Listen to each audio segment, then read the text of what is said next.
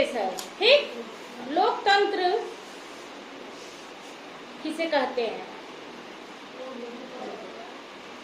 हमारे देश का राजा या प्रधानमंत्री या मुख्यमंत्री या ग्राम प्रधान या नगर पालिका अध्यक्ष, ये कौन चुनता है?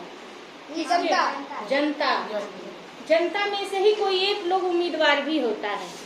ठीक, और जनता द्वारा ही चुना जाता है, फिर उन्हीं के द्वारा शासन किया जाता है। यानी कि हम चुन करके उन्हें भेजते हैं और वो फिर हमारे लिए नियम और कानून हमारे लिए बनाते हैं।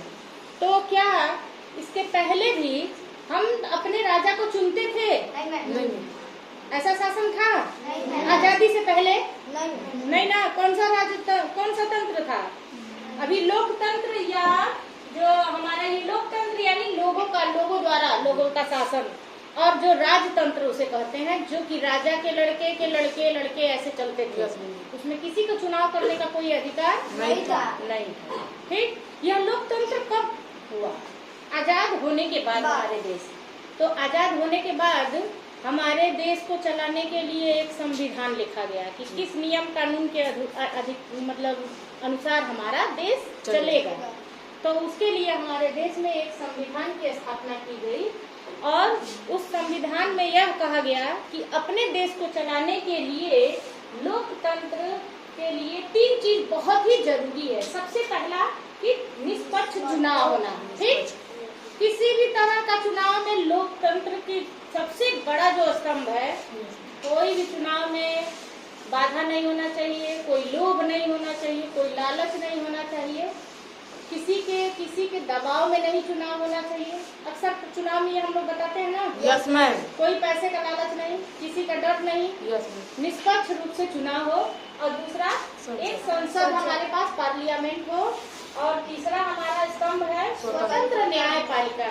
इन सभी का कहीं भी कोई नुकसान अगर दिखता है तो हम न्याय के लिए एक स्वतंत्र न्यायपालिका के पास जा सकते हैं। यह हमारे लोकतंत्र के 3 बहुत ही महत्वपूर्ण अंग है। कौन कौन सा? चुनाव प्रक्रिया, ठीक, दूसरा संसद, और तीसरा स्वतंत्र न्यायपालिका का होना। ठीक है ना? यस। अब देखिए, इसका अर्थ है लोगों के द्वारा ही शासन, और लोग ही इसको चुनते हैं और उन्हीं के द्वारा इनका शासन किया जाता है। ऐसा नहीं है कि सारे चुनाव में हम डायरेक्टली जा करके वोटिंग करते हैं, है ना?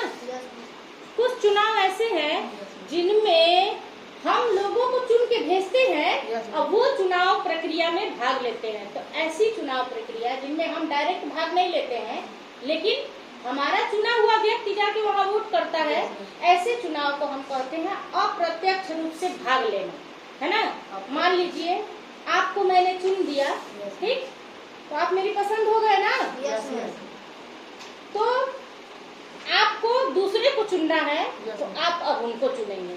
तो यह हम डायरेक्ट तो नहीं उनको चुनाव किए, जैसे कि राज्यपाल और राष्ट्रपति के चुनाव में हम भाग नहीं लेते हैं।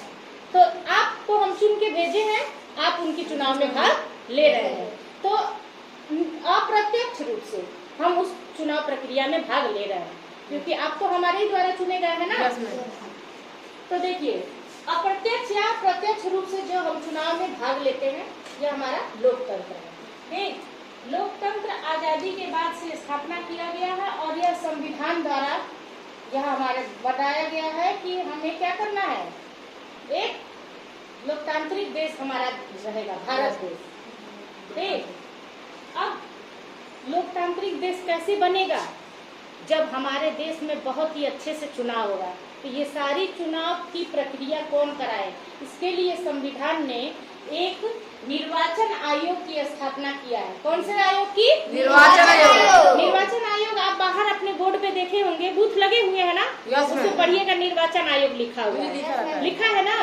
वो संविधान द्वारा निर्मित आयोग है और इसका काम है कोई भी चुनाव, प्रधान का चुनाव, विदेशी का चुनाव, लोकसभा चुनाव, विधानसभा चुनाव, उन सबको यह मैनेज करते हैं, व्यवस्था करते हैं निष्पक्ष रूप से कराने में। ठीक, अब तो चुनाव हो गया। अब देखिए, निर्वाचन आयोग हो गया, उसके बाद ये किन किन चीजों का ध्यान रखते हैं? सबसे पहले यह निश्चित करते हैं कि चुनाव में भाग कौन लेंगे।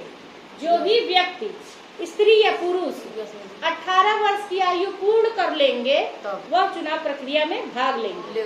तो क्या कोई भी जो 18 वर्ष का हो जाएगा चुनाव में भाग ले लेगा? नहीं। कैसे भाग लेगा बताइए? चुनाव प्रक्रिया में भाग लेने के लिए 18 वर्ष, मान लीजिए हम 18 वर्ष, आप ही 18 वर्ष के हो गए हैं, तो आप क्या चुनाव में जाके भाग लेंगे? तुरंत चुनाव दे देंगे, वोट डाल देंगे? कैसे करेंगे वोट डालेंगे?